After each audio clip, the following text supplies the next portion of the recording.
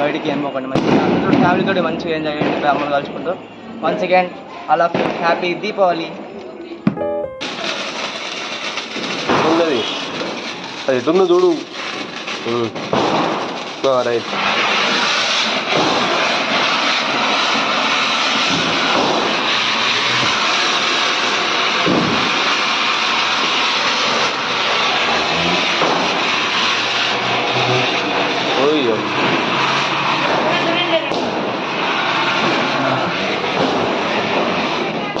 వా